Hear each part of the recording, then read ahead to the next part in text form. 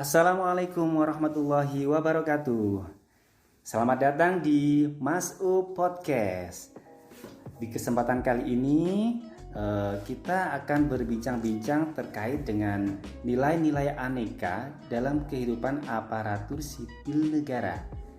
Nah, untuk mengetahui nilai-nilai tersebut dalam aktivitas kerja seorang ASN, saya telah mengundang narasumber seorang ASN yang bekerja di lingkungan wilayah pemerintahan Kabupaten Mojokerto. Sebelum memulai sesi wawancara, perkenankan saya untuk memperkenalkan identitas diri dari narasumber kita. Beliau bernama Bapak Wawan Eko Priyotomo selaku Koordinator Pelayanan Kefarmasian di Puskesmas Mojosari. Beliau juga pernah menjabat di Gudang Farmasi Dinas Kesehatan Mojokerto. Selamat datang Bapak Wawan. Halo, selamat sore Mas Ubed. Terima kasih telah mengundang saya. Iya Bapak. Bagaimana Bapak kabarnya Bapak? Kabar baik, selalu luar biasa. Alhamdulillah. Oke. Kali ini kita akan berbincang-bincang mengenai penerapan nilai-nilai dasar ASN yang sering disebut dengan aneka. Yaitu aneka itu meliputi akuntabilitas, nasionalisme, etika publik, komitmen mutu, dan juga anti korupsi. Oh, banyak sekali ya. Kita langsung saja ya Pak ya. Untuk siap. pertanyaan yang pertama ini, bagaimana menurut Bapak mengenai pentingnya penerapan nilai-nilai aneka bagi ASN? Sebentar, itu standarisasi baru ya. Saya ketinggalan banyak hal nih. Aneka. Oke, tapi poinnya dapatlah. Standarisasi perlu pasti.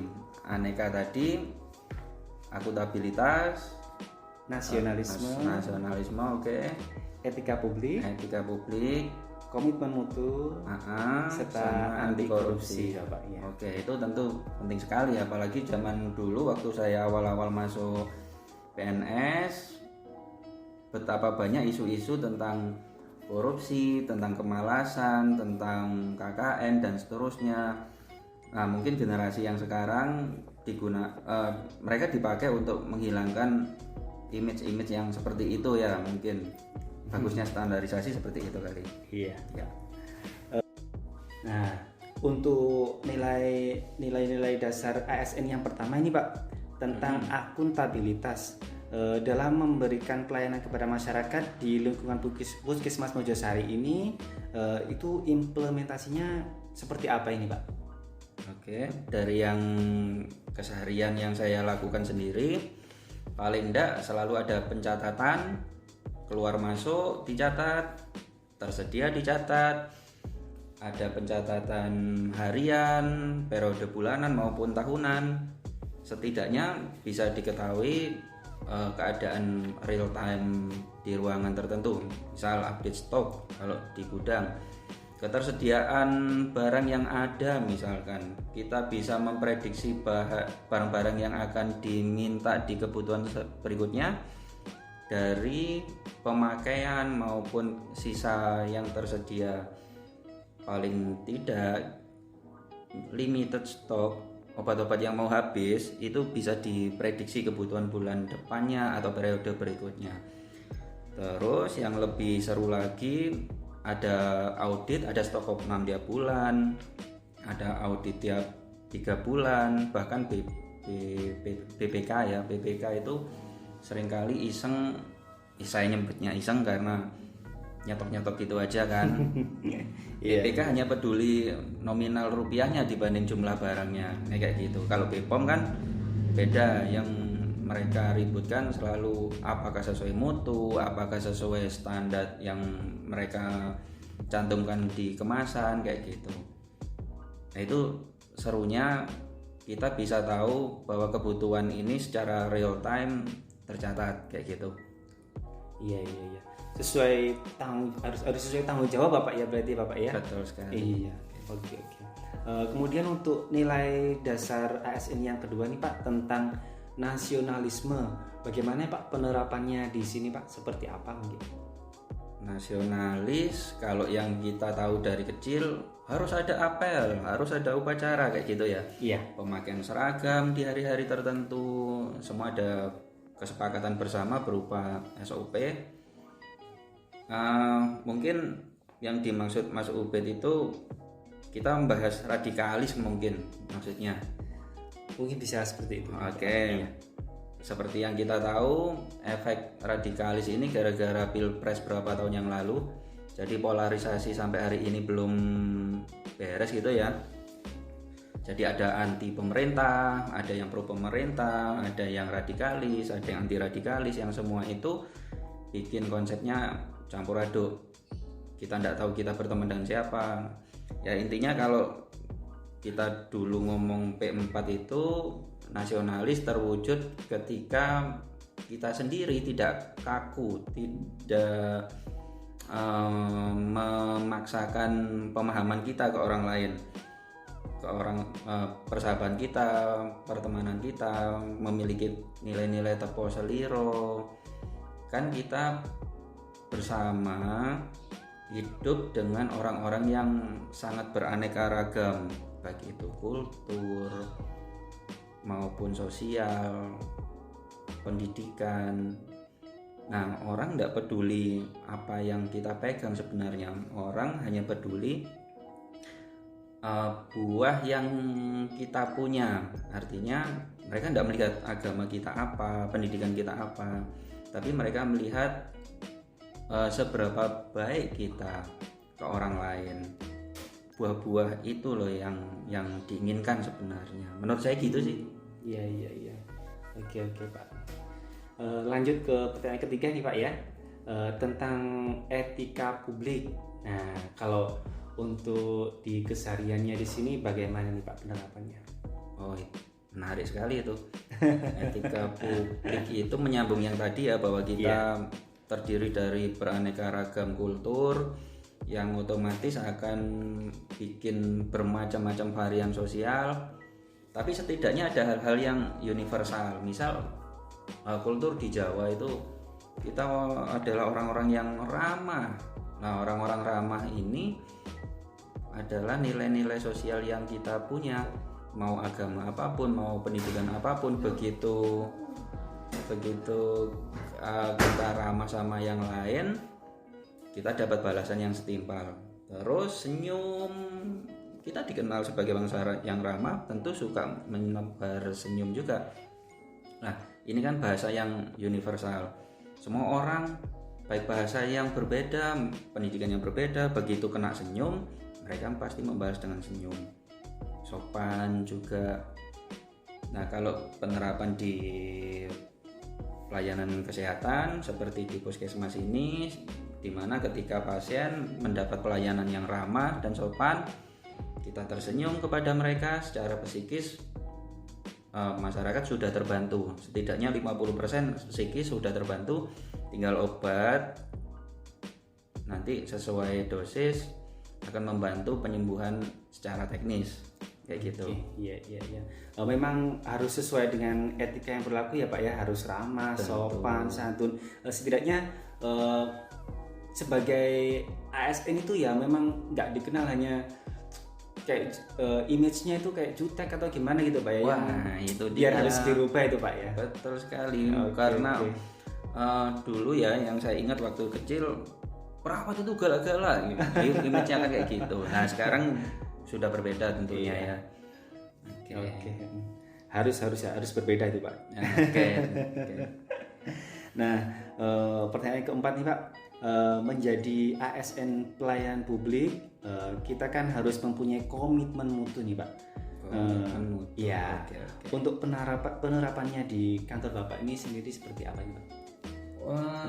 Komitmen mutu kita sebenarnya sudah dipraktekkan hingga ke detail yang terkecil yang kita punya. Misal ada checklist untuk mengetahui suhu ruang, pencatatan tiap hari suhu ruang, suhu kulkas, itu kita catat naik turunnya, nanti bisa diprediksi suhu kulkas tiba-tiba naik karena listrik padam misalkan. Itu bisa kita review ke beberapa bulan ke belakang. Atau waktu membersihkan kulkas otomatis kan si kulkas dimatikan, suhunya naik ya kayak gitu. Iya. Jadi selalu ada checklist yang berguna untuk memprediksi apa yang terjadi atau menganalisa apa yang telah terjadi sebelumnya. Misal kalau misal ada obat yang rusak atau apa, kita langsung tahu ritmenya dari checklist itu. Kemudian di rak-rak obat itu kan tersedia stiker-stiker ED tuh, merah, kuning, hijau kayak lampu merah itu untuk membantu secara visual bahwa ada obat yang long ED maupun yang ED-nya mepet kayak gitu ya. Iya. Terus ada lagi penempatan obat secara benar. Nah, ini dibantu sama audit BPOM, biasanya tiap tahun ada, bahwa obat yang suhunya di bawah 27 derajat harus ada di ruang yang dingin dan sejuk atau sejuk, ruangan ber-AC, dan ada yang harus di suhu dingin yang di kulkas kayak gitu. Nah, penempatan obatnya memang harus benar kayak gitu. Oke ya Pak. Lanjut ke pertanyaan selanjutnya Pak. Untuk nilai dasar ASN yang kelima, yaitu anti korupsi. Nah, ini yang paling agak rawan, memang seluruh Indonesia pun juga tahu Pak. Tradisi bapak kita. Iya. Okay. Di lingkungan Puskesmas Mojosari sendiri ini bagaimana Pak untuk penerapan anti korupsinya sendiri? Penerapannya gimana nih ceritanya, sensitif sekali nih. Memang ASN itu identik sama korup ya, entah korupsi uang, entah korupsi waktu, entah korupsi barang, gimana mau nyebutnya. Nah, setidaknya andai kita bisa tertib secara alur, kita kan punya alur-alur laporan, alur-alur kegiatan, dan kita bahkan punya SOP tersendiri.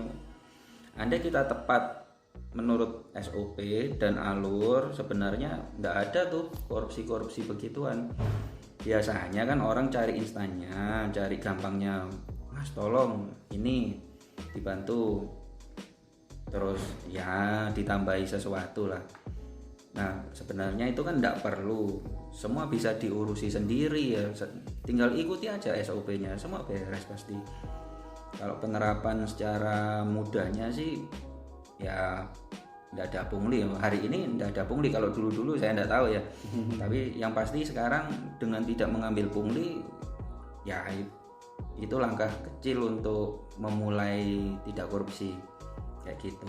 Terus tepat waktu, ada absen jam 7 TET masuk, maka jam 7 TET juga kita datang kayak gitu. Jadi kita tidak korupsi waktu tidak korupsi uang juga. Iya. Kayak gitu. Pertanyaan terakhir nih Pak, selama Bapak menjadi seorang ASN, apa saja sih Pak hambatan, tantangan, dan juga resiko selama menerapkan nilai aneka ini Pak dalam memberikan pelayanan kepada masyarakat? Bisa dijadikan seperti apa mungkin Bapak?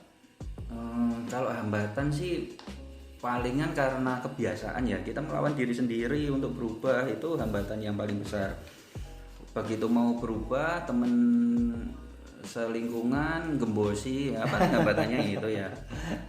Sarana prasarana kurang dukung, hal-hal semacam itu kebijakan sih ya. Kalau kebijakan dari atas oke, pasti semuanya akan mudah secara strategis. Kemudian kalau tantangan apa ya, ketidaksamaan persepsi, paling itu yang paling banyak.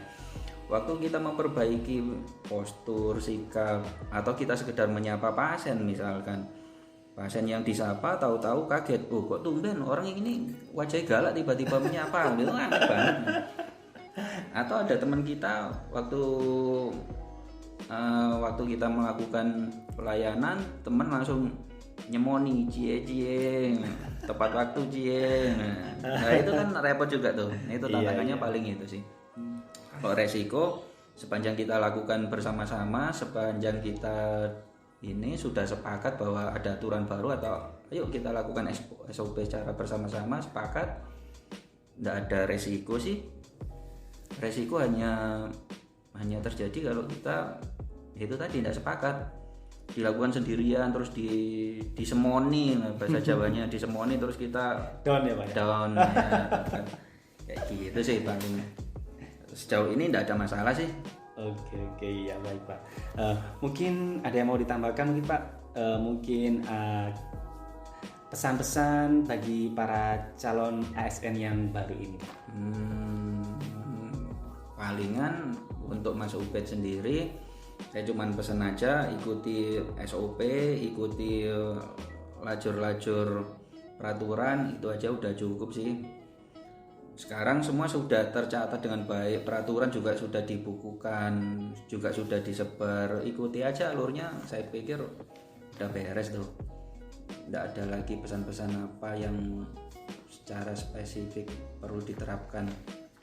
Semua tercatat, SOP semua sudah ada, tinggal lakukan aja. Saya pikir itu sih. Oke, terima kasih ya Bapak sudah meluangkan waktunya untuk berbincang-bincang dengan saya. Semoga Bapak beserta teman-teman di lingkungan Puskesmas Mojosari diberikan kesehatan selalu. Amin. Terima kasih juga Mas Ubed atas kesempatan yang diberikan. Semoga bincang-bincang dalam podcast saya kali ini bisa bermanfaat dan bisa menambah informasi serta ilmu bagi para pendengar sekalian mengenai nilai-nilai dasar ASN, yakni akuntabilitas, nasionalisme, etika publik, komitmen mutu, dan anti korupsi yang biasa disingkat dengan ANEKA. Cukup sekian podcast bersama saya kali ini. Semoga kita bisa bertemu lagi di lain kesempatan dengan bincang-bincang yang lebih menarik lagi. Salam sehat untuk kita semuanya. Wassalamualaikum warahmatullahi wabarakatuh. Waalaikumsalam.